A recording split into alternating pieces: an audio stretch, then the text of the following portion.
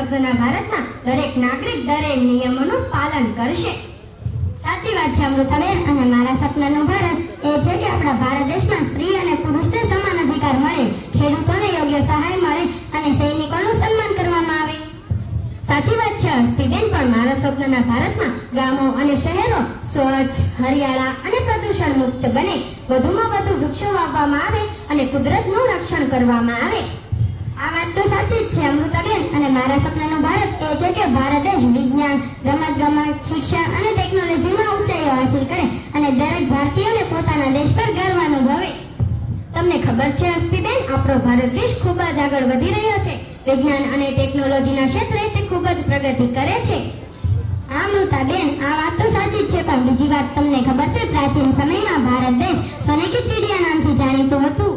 મને ખબર છે ને હસ્તીબેન. અને મારા સપનાના ભારતમાં આપણો ભારત દેશ ખૂબ જ આગળ વધશે અને અહીંના બધા જ કુરિવાજો નાબૂદ થશે.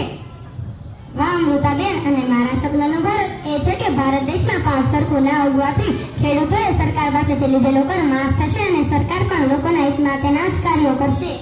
સાચી વાત છે હસ્તીબેન. અને મારા સપનાના ભારતમાં દરેકને સમાન હકો અને અવસર મળશે.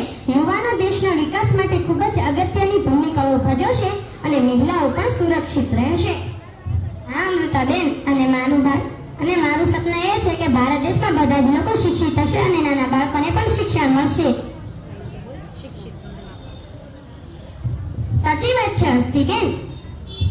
અને અમૃતાબેન, બીજી વાત તમને ખબર છે, શિક્ષિત ઘરમાં પણ મહિલાઓ અને દીકરીઓને સમાન હકો અને અધિકારો મળતા નથી. તો તમારા શું વિચાર છે? સાચી વાત છે હસ્તીબેન. પણ મારા સપનાના ભારતમાં હું એવું ઈચ્છું છું કે દીકરા અને દીકરી વચ્ચે કોઈ ભેદભાવ ન રહે.